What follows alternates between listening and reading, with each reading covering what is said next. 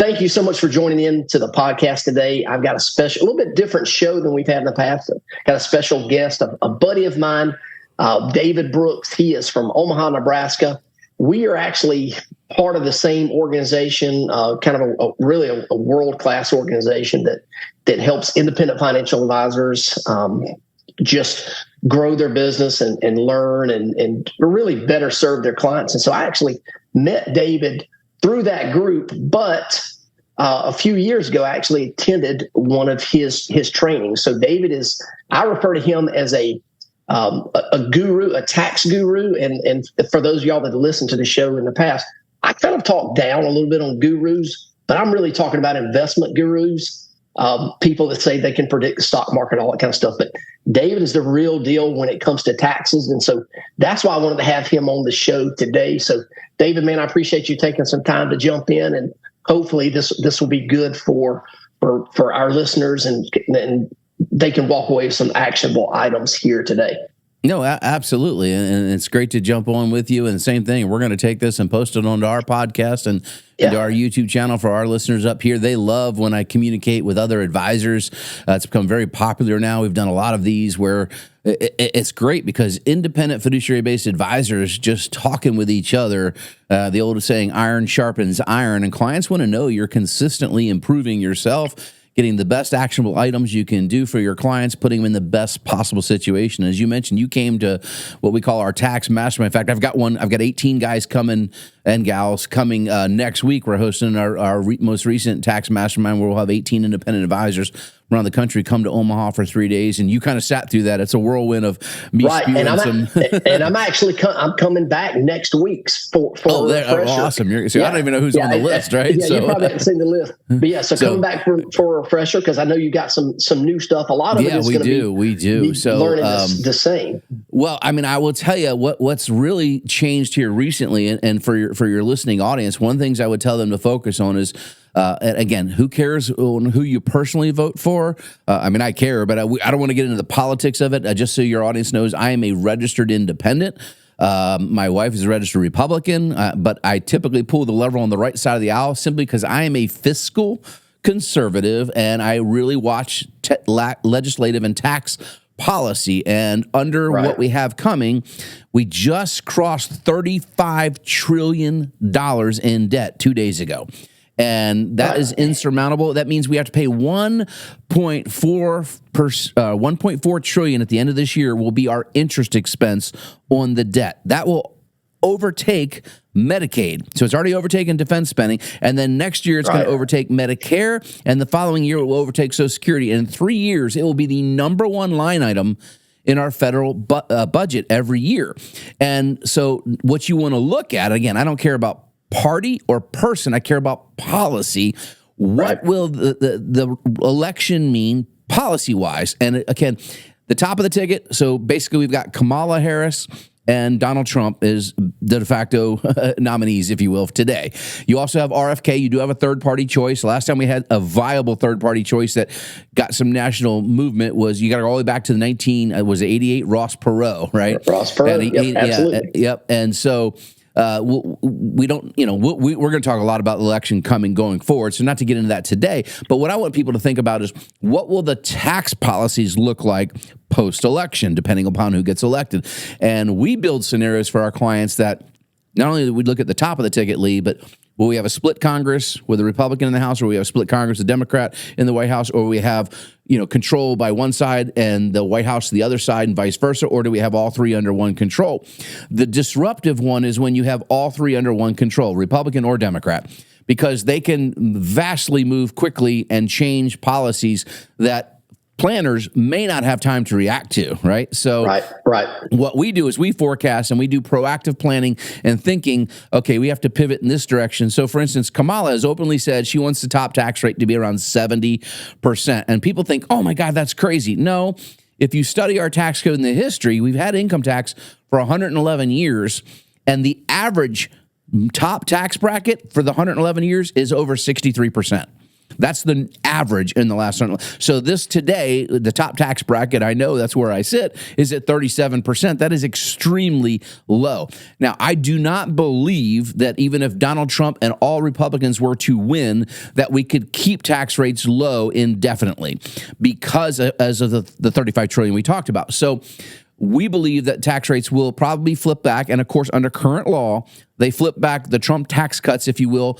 Corporate stay intact, but for personal returns, all of our brackets are set to go up 2 to 4%, depending on what bracket you're in, at the end of next year. So you have less than 18 months with our current tax system. So there are things that I know you're already doing for your clients that they can be mitigating their retirement tax bill, if you will, going forward.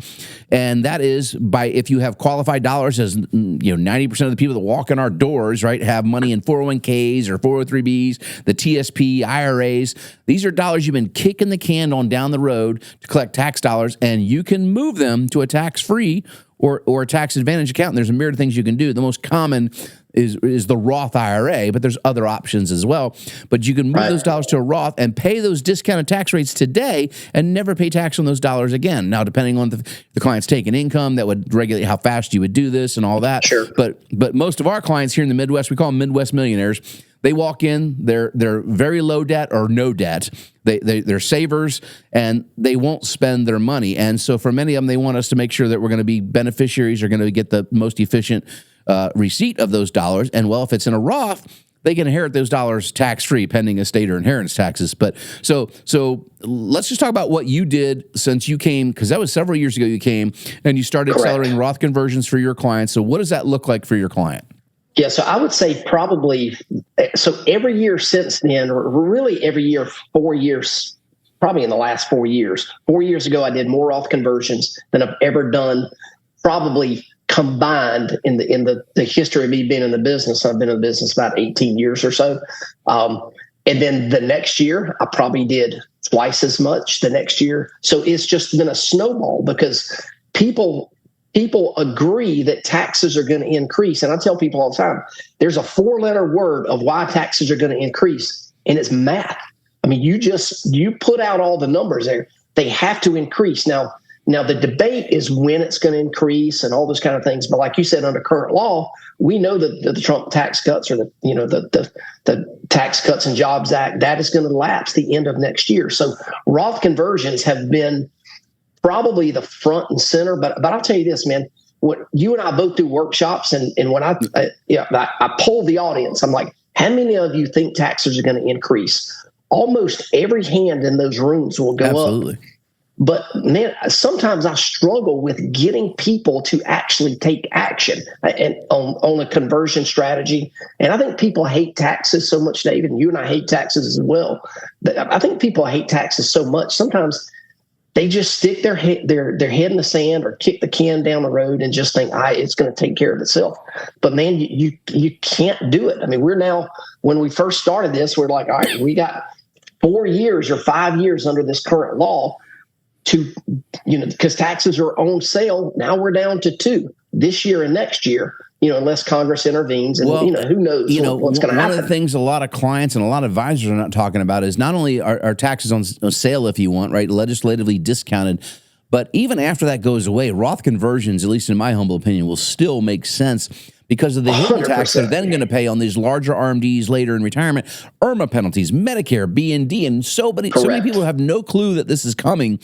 And a client that is 65 today that has $2 million saved in an IRA, if they just defer to RMD age and say earn 6% a year, by the time they're 90, they don't get Social Security anymore. It's wiped out by IRMA. That's how big these penalties get. And people are just like, wait, what? I'm like, yeah, we explain this with software and math. I love it. You said it. Hey, listen, it's just math, right? This isn't. And I'm not going, taxes are going to 70% because somebody said it. No, let me show you what the law says they'll be next year, and let me show you what the savings are just on those numbers alone.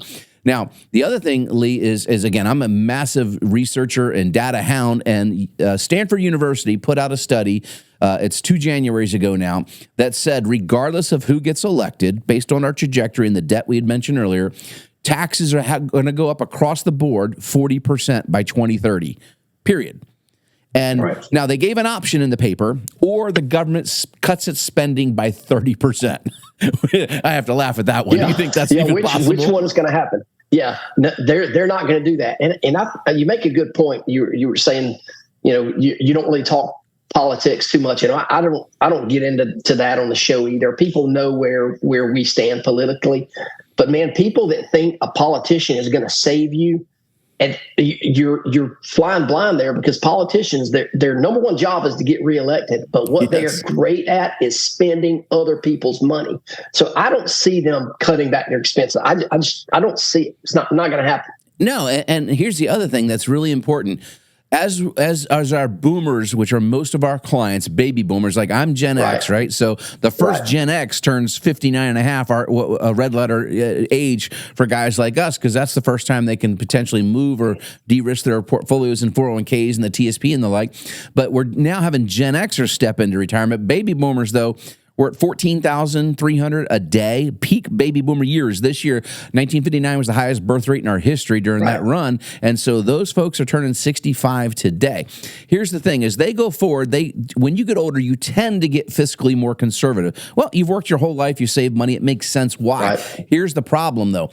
The Gen X generation, my generation, we're only half the size of the boomer generation, so we almost don't matter politically because we don't have enough bodies to go pull the lever to shift things. But the generation behind me does. There's over 96 million millennials, and they vote very different. They, and again, not to say if it's right or wrong, but they believe in more socialistic activity, if you will, spreading the wealth around. And those are the people that are going to be at the ballot box and making decisions. Those are people you're going to be electing to Congress. So by 2034, so that's 10 years out, 70% of the makeup of Congress will be millennials or Gen Zers. Right. So that's scary. I thought we weren't going to talk horror stories on the podcast. What I'm trying to explain, though, is just understanding their thought process. And I read books on demography, demographics, et cetera. You really need to understand what they will position as a priority. Now, it doesn't mean they won't. Free markets won't work, because capitalism always comes around, right, and always wins out. It does. But the problem is, who are they going to try to steer their incentives to? The aging boomers that are going to expiring, or are they going to focus the incentives on their generation, which is the biggest voting bloc? They're going to have to, their constituents, if you will, right? And so that is really important for people to factor into their thought process of where tax rates may be 10 years from now. Because here's the great news. They've never retroactively gone back and changed taxes for a previous year. Twice we've retroactive the year we're in. Okay, so I know the history of the tax code inside out. So what I'm telling you is, if you do some of these actions, put money into the right kind of trust, put it into Roth IRAs, put it into asset protection mode, put it into tax-free accounts, they can't undo that. People always wonder, what if they change the rules? They can't. They can't go back and undo a previous legislative action. They've never done it in history. They will change it and make it harder for people in the future to make these moves, which is why it's so imperative people take action and take heed now and listen to competent advice from folks like you and I. Right. Yeah. I get the question pretty often. Well, what if they change the rule? Because, we're both big fans of Roth. What if they change the rules and now they're going to go back and tax the Roth? I will usually draw a picture on the whiteboard. I'll draw a big circle, and then I'll draw a teeny circle that's almost a dot. I'm like, if you look at the money that's in the United States, qualified, the IRA, 401k, it's the big pool of money. The little dot, that's the amount of money that's in a Roth IRA. So where are they going to go? It's like asking a bank robber, well, why'd you rob the bank? And his answer is, because that's where the money is.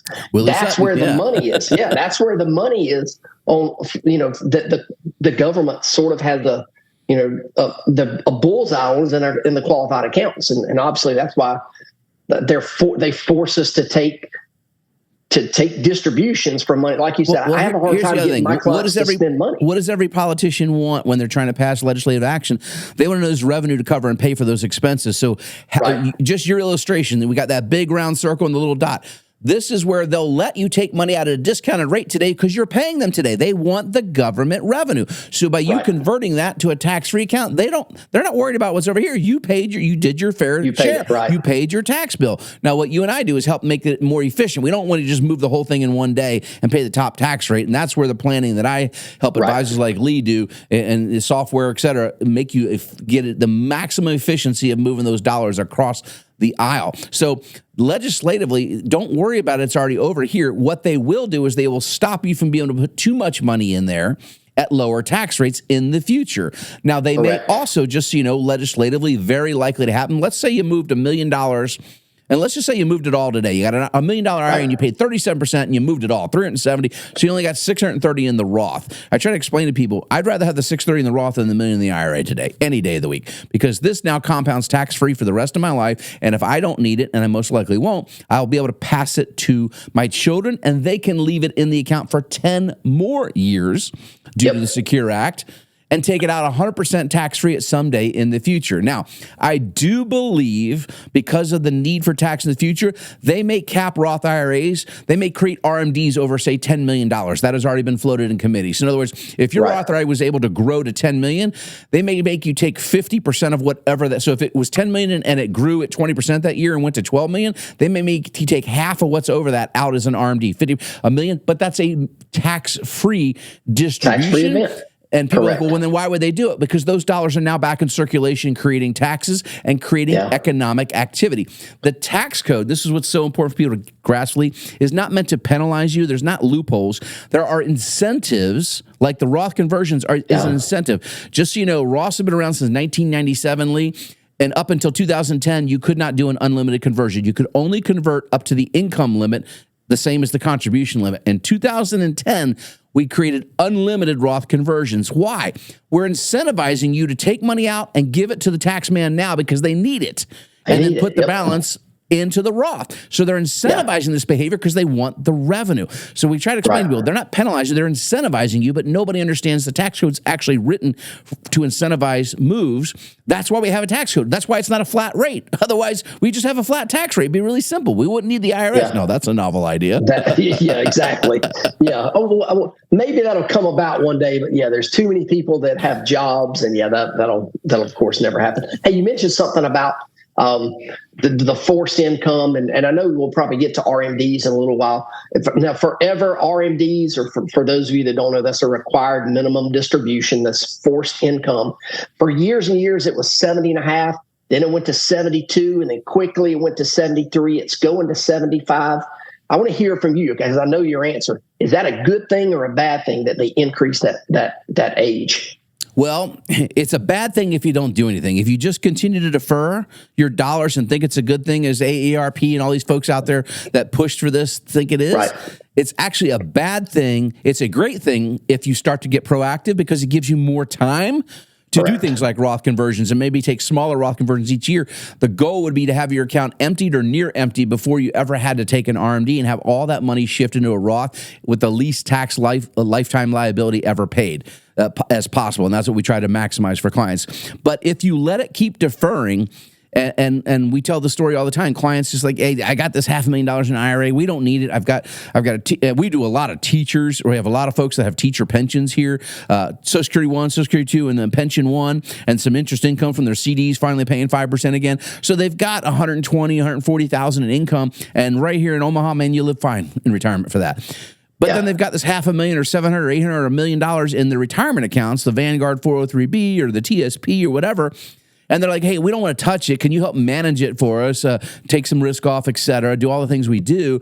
But we don't really want to touch because we don't pay taxes until we have to. Just keep it until RMD age. And for people that are only 60 years old today, that's now, as you mentioned, 75. So that's 15 years out. A normal market performance, it might double twice in that time period. So if you got a $500,000, it's now $1 million, and then $1 million is now $2 million. Now that RMD is over $80,000, forced income to you, and not only are you going to be in a higher tax bracket on your pension, social, but now you're going to pay Medicare penalties, B and D, not only you, but if you're married, your spouse. So one RMD distribution, unmanaged, can create 8 taxes, 8 different taxes, Lee, on one distribution. And people are like, wait, what? And now, because it depends on what state you live in, obviously, et cetera. So here in Nebraska, we still have state income tax. And we still tax retirement accounts, unfortunately. Our neighbors across the river in Iowa don't tax those accounts. So we talk to clients about, because we have some clients consider moving to Iowa, and we explain, hey, tax-wise, this is what it does.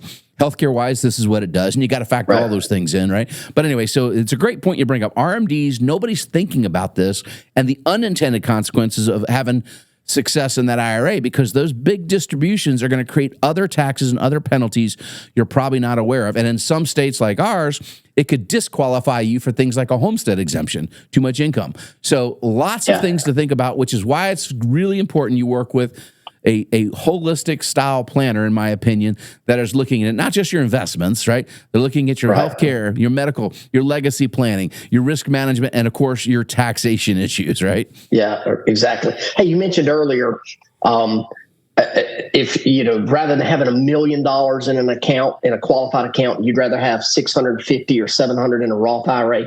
I agree 100%. And I always tell people, I wish that when you got your statement, your IRA statement, I wish there was a way that they could tell you what percentage was yours. The IRS owns this much of your business. Yeah. Because psychologically, people are like, oh man, I got $1 million, but if I convert this, I'm only going to have, $700,000 or whatever it is. But I'm like, it's the same money. That $1 million, that is not all your money. And I do the same kind of scenario that you do. I'll put it up there and say, how much is this is yours? And they're like, well, all of it's mine. I'm like, Well, to your analogy, what I do is I walk to the whiteboard in the conference room, I draw the big circle, and I said, this is your stuff, right? And then what I do is and I draw a pie out of it, which is about 33% of it. This is your silent partner in your business. Pretend your IRA is your business. You're an entrepreneur like me. You started a business, and it's grown in value, and it's worth $1 million. Then somebody comes knocking. Hey, Lee, I own 33% of your business. Well, did you invest any of the capital? No. Did you take any of the risk? No, but I want 33% of it. And you're like, but you don't have to pay me. I'll let you keep growing if you don't want to pay me. You're like, yeah, go away. I don't want to talk to you. So you grow the account, and 15 years later, it's now $2 million. And now they come knocking, and you have taken. Guess what? They're like, hey, we want 44% of it. Wait, what? Yeah, that's what the tax code does to you. So you're letting your silent partner grow and grow and grow. I want to get rid of my silent. You want to buy your partner out at the smallest dollar amount possible if you have a growing business, right? Correct. So you pay need it to off think at about a known that. rate. Yeah, pay the taxes at a known rate rather than an unknown rate in the future. 100%. Yeah. And so I'm excited for you coming back to the mastermind. And thanks for letting me know you're going to be up here. I got to get married. Hey, you should have told me that, my assistant. But all good. But we're going to show you a couple of new wrinkles while you're here to actually help expedite these Roth conversions. A couple of new tax strategies in your back pocket to help clients that have these larger IRAs move dollars across the aisle and drastically reduce what they have to pay, even under current rates. So really excited to share that with you when you're up here. But for those that are listening, exactly, this is why you work with independents versus the big box retailer investment houses. And I worked at one of those. We won't go through that here, but I worked for a company that was around since 1896 and got bought out by a much larger company back in 2000. So you can do some research to figure out who that was. But I worked in the investment world, and that's what we did as investments. We didn't talk to you about risk management. We're like, hey, I'm trying to grow your money. We didn't talk to you about healthcare. We didn't talk to you about Medicare. We certainly weren't allowed to talk to you about taxes in these organizations, right? We were focused on investments. And sometimes I joke, I'm like, well, are you, when people walk in that are working with these organizations, they're like paying them a full fee, at least what I consider to be a full fee. And I'm like, how'd you get comfortable paying a full fee and they're only working on one of 5 critical areas you need for retirement? So this is, again, why you need to understand working with a planner, just not an investment guy or gal. And again, accumulation advisors, as I kind of call them, are great people. They help you pick investments based on your risk tolerance and time horizons and grow your little pot of gold, if you will. But when it comes time to decumulate, it's very different math, very different risk metrics, and you must understand the taxation liabilities you're going to face now and in the future. Yeah, no doubt. Because the tax code, it's set up for people that know it. And if you can apply the things that we talk about and you use for our clients and you're for your clients and we use for ours, you're going to be ahead of the game. And it kills me that people are paying a fee to somebody and they're retired. So they're out of the accumulation phase. And that person, their advisor, is not helping them with taxes, not helping them with Social Security decisions or determining how much of their Social Security is going to be taxable. One of the other things you asked me earlier, some of the things that we've implemented, the donor advised fund, the DAF. Yes. That's a great concept. Can you spend a minute or so on that? Absolutely. So this is a strategy I personally use every single year. So a donor advised fund can be used in a myriad of ways, but the simplest and most common way for us to use it is for our retirees because we're just like we're talking about, and we're not asking somebody to give something they wouldn't already give. So one of the questions we always ask: are you philanthropic? Do you tithe to a local church or synagogue or mosque? Just who do you give charity dollars to? Right. And once we have an understanding, and a lot of our clients do, and it's part of my DNA, I do. And we're blessed to give to a lot of great charities here in town. So we just want to know what you're normally giving. So I'll give you an example. Couple making $120,000 a year, and they were giving $10,000 a year to a local Catholic church. And that was their tithe, if you will. Wanted to support it. They plan on continuing. We always ask, do you plan on continuing? Yes, it's important to us. Okay, great. All we want to know this reason is so we can use some tax money, because the standard deduction is so big now, right? A married couple over 65 has got basically about $33,000 in standard deduction now, right? So they don't need receipts, so that $10,000 in charitable giving doesn't give them any tax breaks. And so what we want to do is we want to utilize a donor advised fund. So if we have the resources, and this could be a stock account or mutual fund or ETF account that's non-qualified dollars, or it could be just cash in the checkbook. And what we want to do is we want to pre-donate a couple of years of donations. So let's say in this example, 5 years of that $10,000 or $50,000. Now the client has to have this available. But if we pre-give $50,000 into a donor advised fund, and that's very simple, you, the client, are the donor, and you advise the fund when to send money to who and at what time, what charity. So you pre-give the donation, you get the tax write-off the moment you do it. So what that lets us do, let's just say our Roth conversion plan for this client, let's just say they had $800,000 in an IRA, and I was planning on moving $80,000 a year into the Roth IRA to keep them in the same tax bracket at 22%, soon to be 25% on their plan. And we know they give the $10,000 away. So what we do is we put $50,000 in the donor advised fund. Now I'm able to move another $50,000 from their IRA to the Roth IRA and not pay a single penny in tax this year on doing it. I've accelerated the Roth conversion. I've accelerated the compounding of tax-free dollars for their kids, and we actually know how to show them the benefit to their kids, all by doing the same giving the client was doing anyway. In other words, the donor advised fund will now take $10,000 and take it to St. Vincent's or whoever the charity was this year, next year, the next year, and there. And the donor advised fund grows while it's in there. And you don't have to take risk with it if you don't want. We can buy treasuries and just grow it at 5%, so you can increase your tithe every year by 5%. And after 5 years, you can lather, rinse, and repeat. Do it again.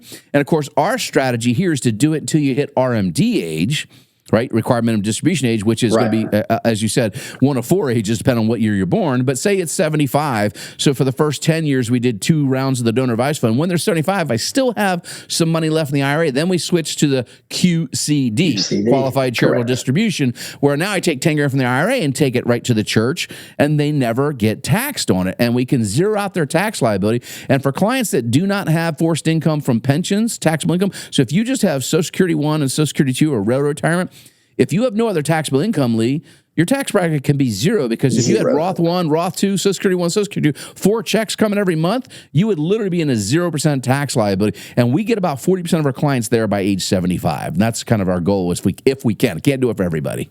Yeah, we're not quite at 40% yet. We've run the numbers. We're about 30%. Quick question for you. What is the length of time for your average Roth conversion plan? We're at about 4 to 6 years. We're trying to get it takes everything. On average, actually, because we have some clients with some pretty large ones as well. So it takes about 6 years on average to get the majority of conversions done for clients. Now, some clients are choosing to accelerate that when we tack on some of these advanced strategies that will actually help you do it. And you'll learn some of that next week when you're up here.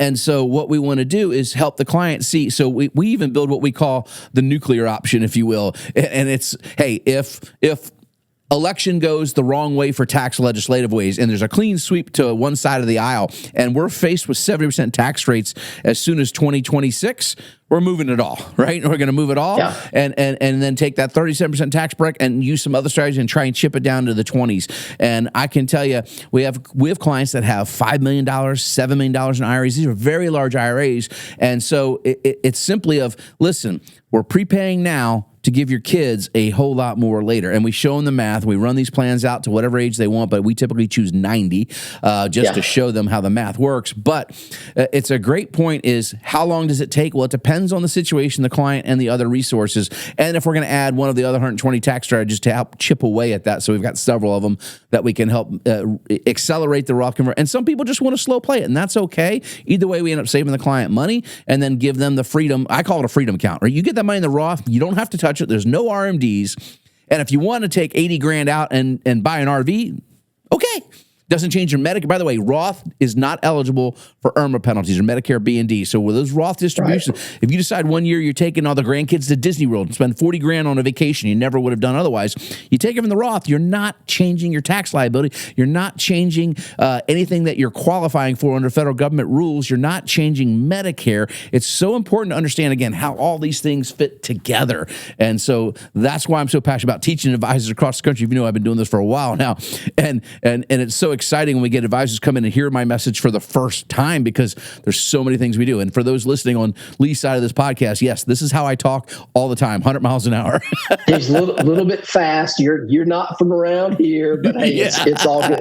Hey, you didn't grow up around here, did you? Yeah, exactly. So I was telling one of my newer staff members this week, and we're trying to grow out a team, not as large as yours, but we're trying to grow out a team to be able to support some of the strategies. And I was telling one of our newer team members that I was talking with you, and you're from Omaha, Nebraska. She's like, you should have him send us some steaks. And I was like, I'm not sure that true folks know that's probably like that's down. That's not up to the standards of probably a legit steak in Omaha. well, yeah. The company Omaha Steaks, I actually retired the president of them a couple of years ago, and it's decent quality steak. But yeah. You're going to go to one of my favorite steak restaurants next week when you're here. You're going to get one of the best steaks of your life. So we have one of the top steakhouses in the entire country. But we have about 15 amazing steakhouses. In fact, everything I get at my house, I have all grass-fed, raised prime only grade beef. I have two brothers that have a farm. They raise the cattle front to end, slaughter it, and deliver it right to my house that I eat at my house. I'm very particular on my food supply. But the meat that we get here, we have friends come in and lots of family in Florida. I lived in Florida for 3 decades, so my wife's family's from there. We have family in South Carolina, family in North Carolina, family in Tennessee. So when they come to visit, in fact, we got somebody coming this Saturday to visit, we always, pull out the freezer and get a couple of those awesome steaks out and put them on the grill their first night, and they're like, oh my God, this is good. Yeah, so, we are blessed and spoiled. Yes, we are believers in red meat. That's a good thing. That's awesome. So I know we're kind of getting towards the end of our time here. Maybe, David, what would be something, maybe a strategy or something that might be not as well known, or something that maybe you'll tell us about next week to the group that's going there, but something that maybe a listener to the podcast would be surprised to know, or something like they might be able to implement? Well, so depending on clients' resources, right? And one of the things we can do is we can use a strategy called CLAT, C-L-A-T. This is a charitable lead annuity trust. Okay. We believe that interest rates are going to start to come back down, right? And most of us are forecasting that. I don't believe it's going to be maybe quite as fast as some people think, but again, I'm not this great prognosticator. I react to what happens. But I will tell you, there is a discount rate from the IRS that determines the value of the charitable gift you get when you set one of these up. I'll give you an example. If I donated $100,000 to a charitable lead annuity trust, what is happening is it's the income that trust generates. Basically, there'll be a distribution every year that goes to a charity. At the end of the trust, I get the asset back, or whatever the value of it is, or I could use it to pass it on for generation skipping. I could give it to my grandkids, my kids, whatever I want to do. So give example, but the discount rate during COVID went to the lowest rate it's ever done, which increases the size of the charitable gift. And we're going to go over this when you're here next week and teach you how to do this. But in the example, at that time, you could have put $100,000 during COVID. The discount rate went all the way down to 0.4. All right, it's about 4.5% today. So went to 0.4. So we were able to, simple example math, put $100,000 into a charitable leads annuity trust, kick out 5% income to a charity, so $5,000 every year for 20 years. At the end of 20 years, the client got back $140,000. So met their charitable goals and had their asset grow and come back to them without any tax on it until the last year. And got a discount for all that charitable giving up front, and again, to accelerate a Roth conversion or something else that you want to do. I always tell people, you don't know what you don't know, right? And so that's why we're so passionate about educating people on how these strategies work. And as rates go down, that's one of the strategies that will come to the forefront again. We'll talk about that when you're here next week. But yeah, this has been fun, and I'm really excited to have you back up. So glad to have you on our show, and likewise being on yours. Pretty cool. So we'll look forward to seeing you up here real soon. All right. Sounds good, man. Take care. Have a good rest of the week. All right. Thanks, Lee. All right. Bye. See you, man.